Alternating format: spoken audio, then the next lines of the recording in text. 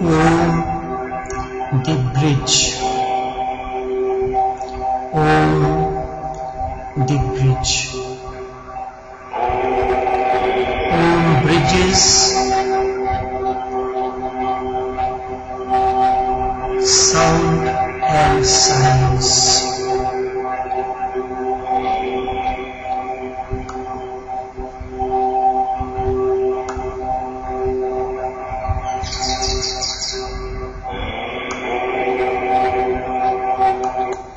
Om, the bridge. Simply be silent and try to listen to it. As your mind becomes calm and quiet, suddenly you will become aware. Like a whisper, the sound of Om is arising within your being. Like a whisper, the sound of Om is arising within your being. When it arises on its own, it has a totally different quality. It transforms you. Om bridges sound and silence. Om is the outer. Om has two dimensions, the outer and the inner. Sound is the outer dimension of Om, while silence is the inner dimension or the center. All music, particularly the classical, has been trying to capture the sound of silence so that even people who have not entered into their beings can experience something similar. But the similar can never be the same. Remember, the similar can never be the same. It is very far away echo. Even the greatest musicians has to use sound, but howsoever beautifully he arranges them, he cannot be absolutely silent. He gives gaps of silence in between. The entire play of music is between sound and silence. Those who do not understand hear the sounds, and those who understand hear the silence. This is the difference. Those who do not understand the music hear the sounds, and those who understand the music hear the silence as the gaps between two sounds. The real music is in the gaps. This silence is not created by the musician. This silence is not created by the musician. The musician is creating the sounds and leaving the gaps as a contrast, so that you can experience something of what happens to the mystic in his inner world. Om is one of the rare achievements of this seeker of truth. There have been cases which are absolutely unbelievable. However, these are historical. When Marpa, a Tibetan mystic, died, his closest disciples were sitting all around him, because the death of a mystic is as tremendously valuable as his life, and perhaps even more. If you can be close to the mystic when the consciousness is leaving the physical body, you can experience many things. You can experience many things because his whole consciousness is leaving the body, and if you are alert and conscious, you can feel a new fragrance. You can see a new light. You can hear a new music. However, we do not understand the mysteries of dissolution of consciousness into the existence. We call this as death and lament when the consciousness is leaving the body. So when Marpa died, he was living in a temple, and all his disciples became suddenly surprised. They looked all around to find from where is the sound of Om coming. Then finally they realized that it was not coming from anywhere. Instead, it was coming from Marpa. They heard it by putting their ears to his feet, to his hands, and they could not believe it. Inside his whole body, there was a vibration creating the sound of Om. Marpa had been hearing that sound for his entire life since he became enlightened. The moment an individual attains to enlightenment, the sound begins to echo in his being. Perhaps of his constant inner experience of the sound has entered even into his physical cells. Every fiber of his body had learned a certain synchronicity and the same wavelength. And the same is now being heard by all gathered around. It is an experience of benediction. This had been experienced by other mystics as well. The inner starts radiating, particularly at the moment of death when everything comes to a crescendo. But man is so blind and so utterly unintelligent, knowing that the mystics experience the music of silence within them and they call it Om. However, people start repeating Om as a mantra, thinking that by repeating it, they will also be able to hear the pulse of existence.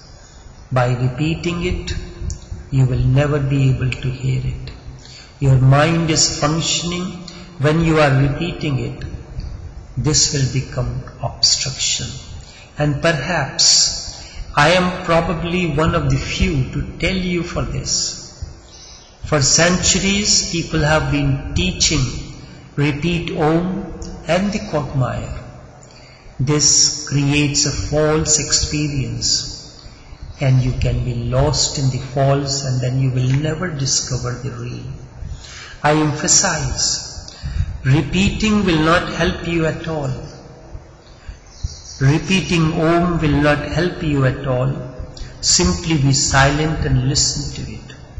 As your mind becomes calm and quiet, suddenly you will become aware. Like a whisper, the sound of Om is arising within your being. When it arises on its own, it has a totally different quality. It will transform you. This mantra has many secrets in it. The first wordless word is Om and the last word is Hum. Om Mani Padme Hum. Om is the flowering and Hum is the seed.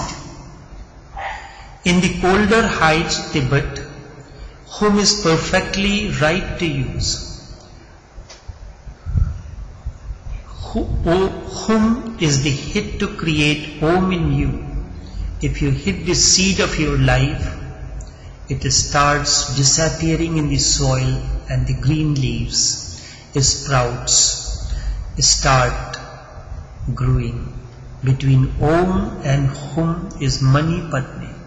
In Tibetan Sutra, I do not think anybody has been able to express the ultimate experience, the ultimate beauty better than Mani Padme. You have to visualize this. The lotus flower in the east is the most beautiful and the mystical flower. And if you put diamonds on the lotus flower in the early morning sun, you will have a tremendously beautiful experience. The lotus flower with diamonds. It is very difficult to say anything about the ultimate experience. However, Tibetan mystics have tried the best. Many things have been said about it, but diamond in the lotus seems to be the best expression.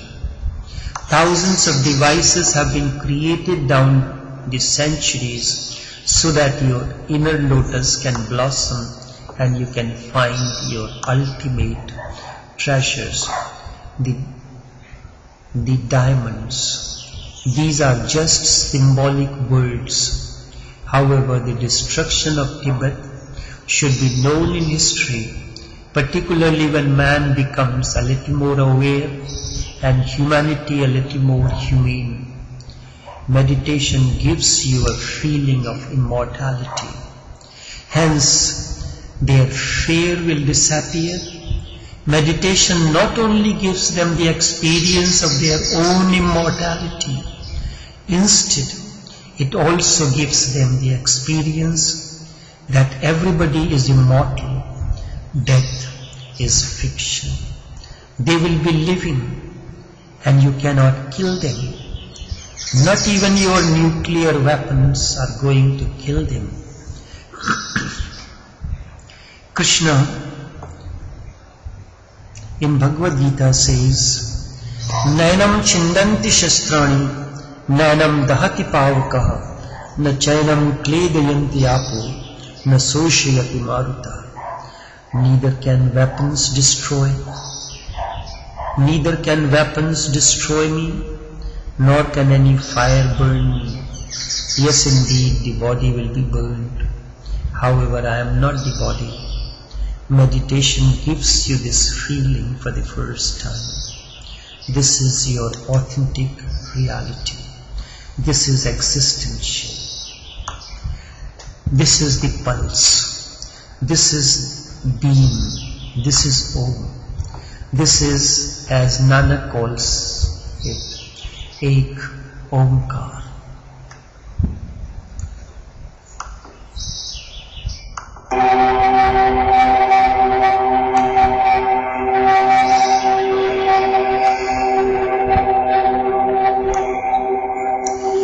Nainam chindanti shastrani, nainam dahati pavakaha, na chainam kledayanti apo, na soshayati marutaha. Neither can any weapon destroy me, nor any fire burn me. Yes, indeed, the body will be burned. However, I am not the body. Meditation gives you this feeling for the first time. This is your ultimate reality. This is your authentic reality. This is existential. This is the pulse. This is the being. This is Om. This is Ek Omkar. This is existential oneness, as Nanak calls Ek Omkar, and that is Satnam, the true, the essence.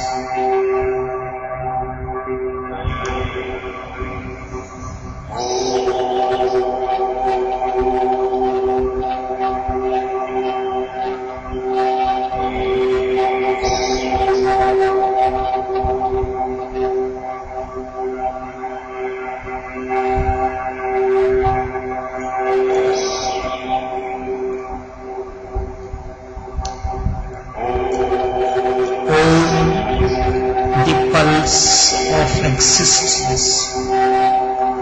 Om bridges your sound and silence. Om creates inner balance, harmony and oneness.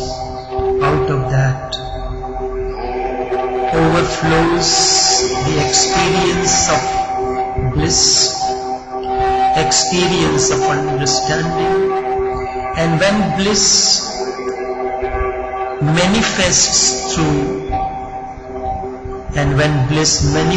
through your outer faculties, it assumes the form of understanding.